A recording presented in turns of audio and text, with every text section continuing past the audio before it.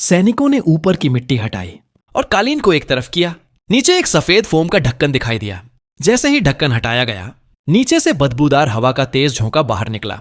सबके सामने एक गहरा खड़ा गड्ढा नजर आया। सैनिकों ने तुरंत अपनी बंदूकें उस गड्ढे की ओर तान दी और किसी भी हमले के लिए तैयार हो गए। अचानक अंधेरे से कुछ हलचल हुई। एक गंदी, कांपती हुई हाथ बाहर निकला। फिर एक आदमी बिखरे बालों और गंदे चेहरे के साथ धीरे धीरे उस गड्ढे से बाहर निकला। उसने टूटी फूटी अंग्रेजी में कहा, मैं सद्दाम हुसैन हूं और मैं हर जांच में सहयोग करने के लिए तैयार हूं। लेकिन यह कहानी यहीं से शुरू नहीं होती। 9 महीने पहले इराक में बड़ा युद्ध खत्म हो चुका था, लेकिन सद्दाम को पकड़ने की कोशिश पूरी तरह रुक गई थी।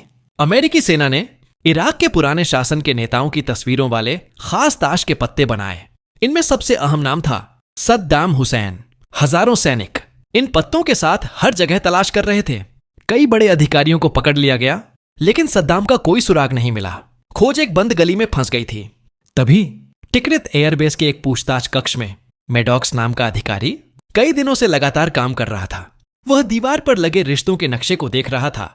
अचानक उसने सारे बड़े अधिकारियों के नाम हटा दिए। उसके दिमाग में एक नई सोच आई।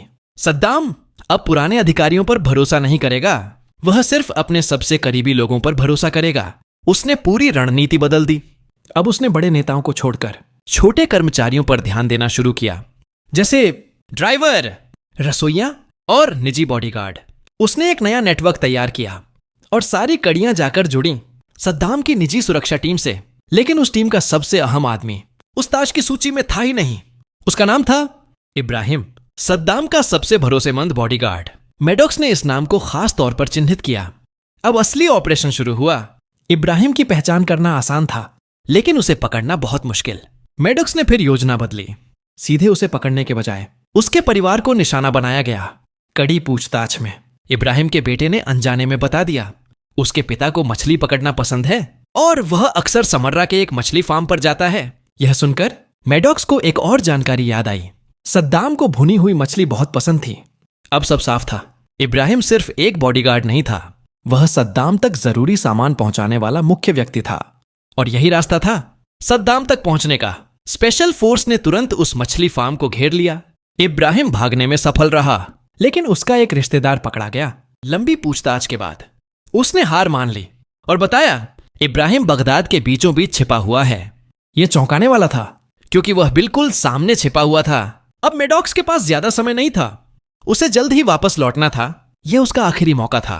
स्पेशल फोर्स ने उस जगह पर हमला किया। कई लोगों को पकड़ लिया गया, लेकिन कोई भी नहीं बता रहा था कि इब्राहिम कौन है। मेडॉक्स ने एक व्यक्ति को अलग ले जाकर पूछताछ की। काफी दबाव के बाद उसने सच बता दिया, इब्राहिम उन्हीं पकड़े गए लोगों में मौजूद है। मेडॉक्स तुरंत बाहर भागा और एक एक करके सभी कैदियों के सिर से कपड़ा हटाने लगा। पहले 2 लोग लक्ष्य नहीं थे। तीसरा आदमी डरा हुआ मोटा सा व्यक्ति, वही इब्राहिम था। अब बस एक आखिरी कदम बचा था, सद्दाम का सही ठिकाना निकलवाना। अमेरिकी पक्ष ने कहा कि पूछताछ में इनाम का लालच देकर मनोवैज्ञानिक तरीके से इब्राहिम को बोलने पर मजबूर किया गया। लेकिन बाद में सामने आई जानकारियों से पता चलता है कि असल में यह कठोर यातना थी। चाहे जो भी तरीका अपनाया गया हो, इब्राहिम आखिरकार टूट गया और उसने सेना को सद्दाम के छिपे हुए ठिकाने तक ले जाने के लिए सहमति दे दी। तुरंत गाड़ियों का काफिला निकला। मंजिल थी अद्दौर का एक फार्म हाउस। कहानी फिर उसी रात पर लौटती है जहां से यह सब शुरू हुआ था। बहुत लोग सोचते हैं सद्दाम ने यह जगह क्यों चुनी। बगदाद के गिरने के बाद वह लगातार छिपता फिर रहा था। उसने अपने पुराने साथियों और कबीलाई नेताओं से मदद मांगी, लेकिन किसी ने उसे शरण नहीं दी। सबको डर था कि अमेरिकी सेना बदला लेगी।